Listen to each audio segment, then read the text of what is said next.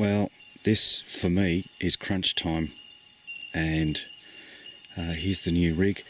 I understand how absolutely ridiculous this looks, but the telescopic plot watchers are having much better luck than the normal plot watchers, the 360 degree system. So we've sort of combined everything, so we still have a 360 degree system. Obviously we're going to miss stuff, but I think this is definitely worth a chance. Everything's set up, everything's looking in what I would say the most important directions. So let's see what happens if this doesn't work. I reckon we will get something, but maybe not this time. There's our audio recorder. It's about 7 foot off the ground, so if we get tampering, and we can hear noise on the ground and tampering, we know it's going to be something, not kangaroos. On the first night there was what I believe to be mouth clicking. Now I actually sent a string of clear mouth clicking recordings to a mouth clicking expert, and she said it was very interesting until I mentioned what I thought it was. Anyway, there was mouth clicking, a wood knock and an approach, but no tampering.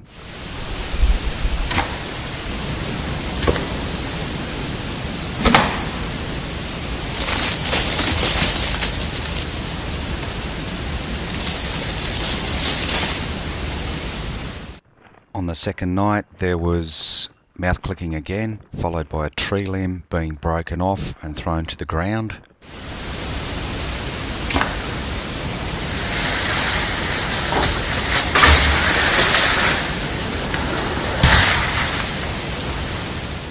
On the fourth night there was mouth clicking again, followed by an approach but no tampering.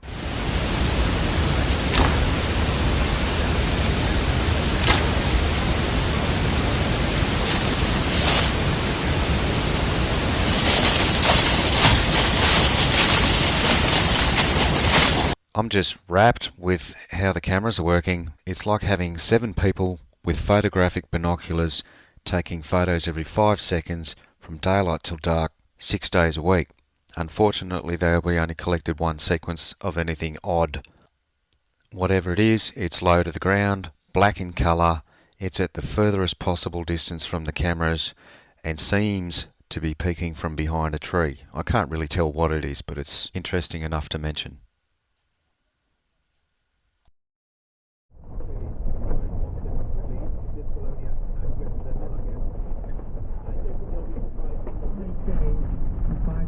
Desperately trying to reinforce a buffer zone between the flames and people.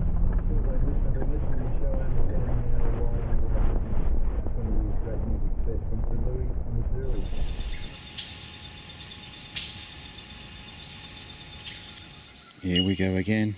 You can see most of the cameras, all of them, all the cameras except for this one here, they're all facing one spot.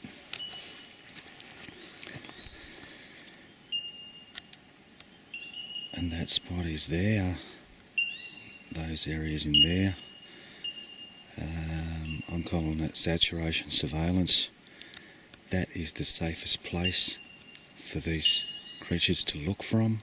They're going to want to see what's going on, what it is. That would be the safest place to look. I also have a camera facing up in there somewhere. Up in there somewhere anyway. Actually, I also have one camera facing up into there, so we'll just see what happens. I'm not holding my breath. I'm guessing I'm not having much luck at the moment, so I'll just keep trying. That's all I can do is persevere.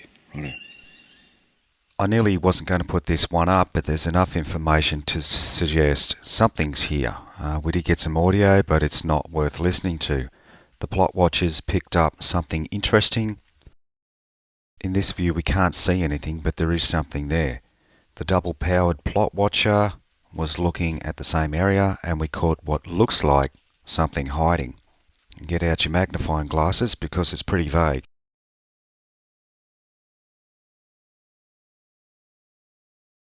Now here's a wallaby in the same area just for comparison, and whatever this thing is seems to be rounded at the top. It could even be the top of a head and seems to be larger than the wallaby. Now if that's them, then it doesn't surprise me that they'd be so careful and that catching these guys on a trail camera is almost impossible.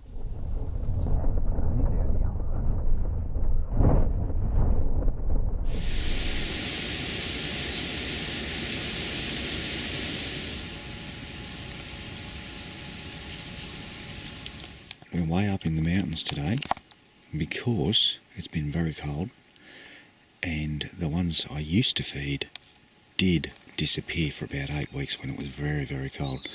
So we're going to try and concentrate on areas like that, facing the cameras on all those little open places like that, like that one there. So we'll see what happens. We'll put the audio recorder somewhere else. I know there's something here because I've recorded something here before. Anyway, we'll see how we go. There's our audio recorder. He's just facing the side of the hill, and along that way it actually ducks over and into another valley over there, a very shallow valley, so I think that's where all the action is. Anyway, see how we go. There was lots of stuff happening here, but the most activity and most interesting activity was on the fourth night.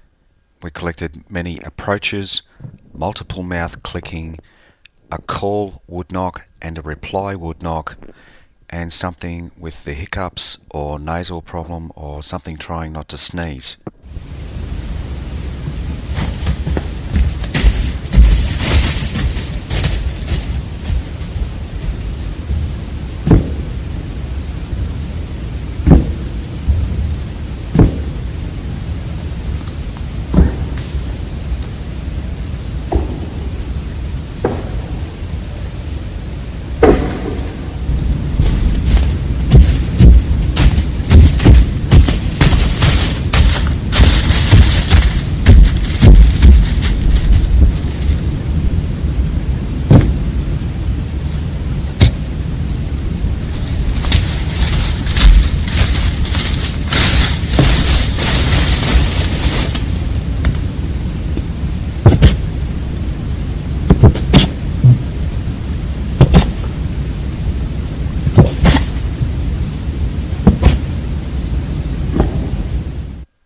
The camera's picked up 2 moving blobsquatchers.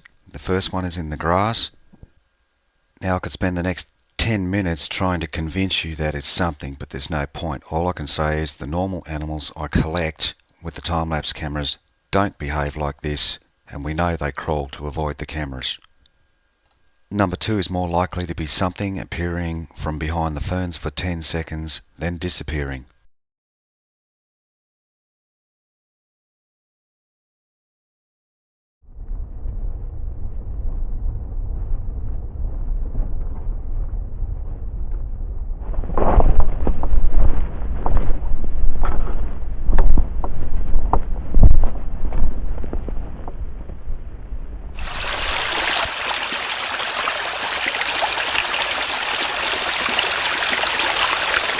Here we go again.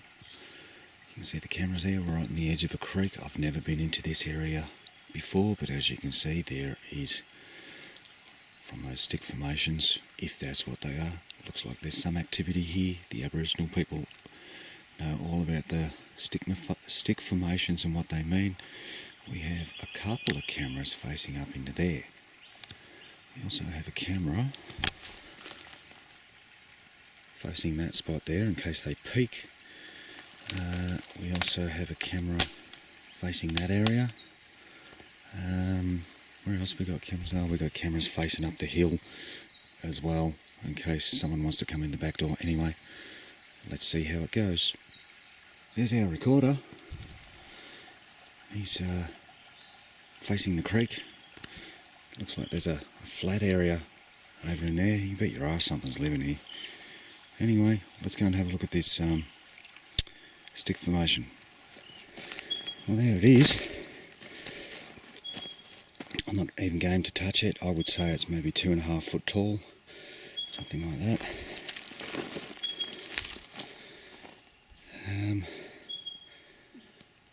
surely that couldn't be an accident. Surely that could be an accident. Now, as I mentioned before, the Aboriginal people know about these stick structures.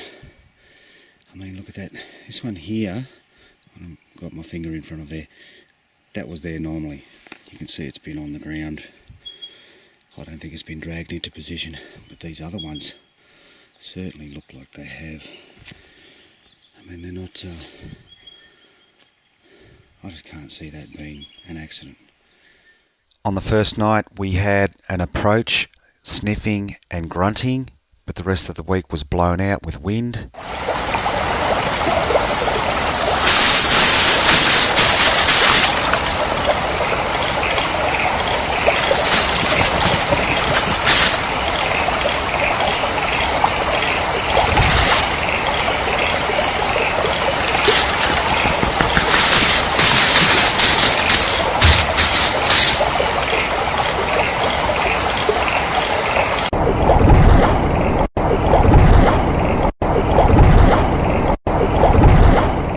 We didn't get anything on the cameras all week until late Thursday afternoon. Something came in the back door for a peek.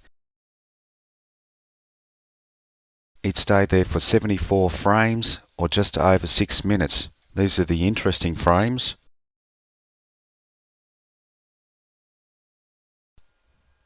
"17 minutes later, and after collecting nothing all week, we collected 2 sequences of both cameras facing this direction. Again, the furthest possible distance away.